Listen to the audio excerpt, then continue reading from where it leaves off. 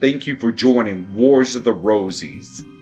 And this video is Standing by Our Convictions by the Imperator AMORC,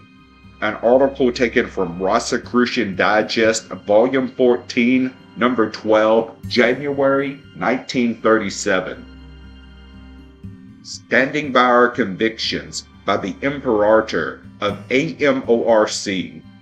Throughout the past few months, the civilized world has had an astonishing example of what it means for an individual to have some definite convictions and to stand by them even against the greatest odds and at great sacrifices. Regardless of how we view the personal affairs of a man while he was the Prince of Wales and later king, and regardless of whether his abdication was justified or contributory to the best interest of his country or himself, one outstanding fact must be admitted by all and will go down in history as a magnificent example of steadfastness and sincerity. The young king had certain convictions regarding his personal affairs and his right as a citizen of the world to create his own destiny and to work out his own life career. Just what these convictions were, we can only speculate. Those of us who may consider the whole matter from a romantic point of view will find renewed faith in the old Latin proverb, "Love conquers all things." Those of us who view the entire affair from the purely political point of view may feel that he put personal interest above and beyond the interest of his country and his people and took a purely selfish position in deciding the problem. But from any point of view, all of us must admit that he demonstrated the extreme attitude and the most admirable stand in harmony with his convictions. Perhaps seldom in life of any individual was such great pressure brought to bear to try and test the integrity and the stability of an individual's convictions and honest determination. Certainly seldom in history of civilization has one individual been brought face to face with the necessity of making such enormous sacrifices in order to keep faith with his convictions. All of us realize our own personal weaknesses and selfish interests to such an extent that we frankly admit that we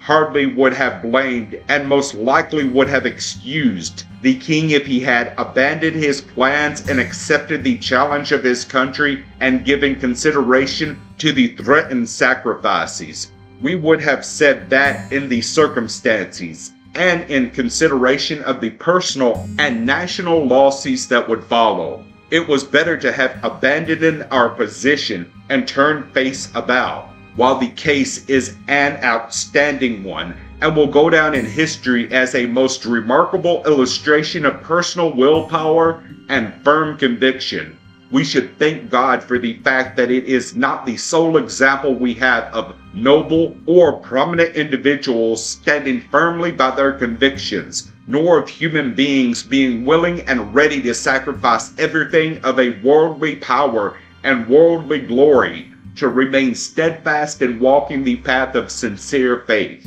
The development of civilization, the growth and development of nations in their progress towards culture, refinement, and universal brotherhood is spotted with thousands of examples of extreme sacrifices made in the behalf of faith or in behalf of the individual's firm convictions. Of what value is faith unless it creates in us certain convictions that are immune to all of the outside pressure and influence that is born of an opposite point of view? Unless one's faith in God and one's religion or system of worshipful devotion creates in him certain convictions that are unalterable and unchecked by opposition, threat, or personal challenge, it is a shallow faith indeed. Unless one's faith in the integrity and soundness, goodness, and righteousness of one's country has developed convictions that will not be modified or set aside because of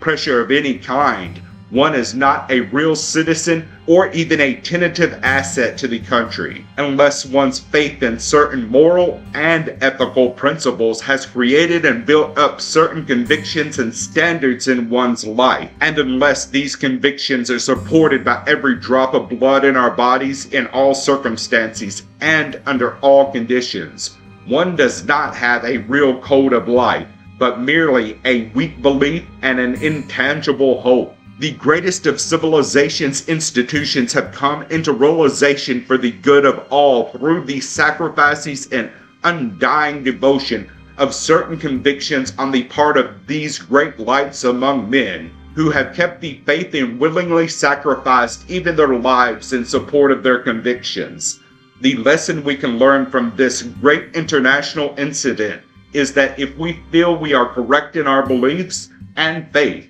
we should turn the beliefs into convictions and then stand by them, fight for them, and accept any sacrifices or any personal losses to maintain a firm stand in support of the convictions. In this way only can we hope to attain the greatest heights, when we allow the threats of the multitude, the scoffing and sneering of the majority, the ridicule of the rabble, and even the threats of the entire nation or empire to cause us to turn our back upon such convictions, or when we allow the doubts and questionings, the sarcastic comments and the smiles of friends and relatives and men of high position to challenge our opinions and reverse our convictions. We become weaklings and tear down the very strongholds of our character and open the doorway to a disastrous career. The world needs stalwart supporters of their belief and convictions, and if it encourages those who are traveling on the very edge of vacillation and hesitancy of action, and helps us all to realize how truly our own destiny and fate lies in our hands, and how truly we can be captains of our own ships in this great sea of life. Thank you for watching, and please don't forget to share, like, subscribe, and comment. And if you can, please consider donating to Wars of the Rosies. Links to PayPal and Patreon are in the description. Thank you so very much.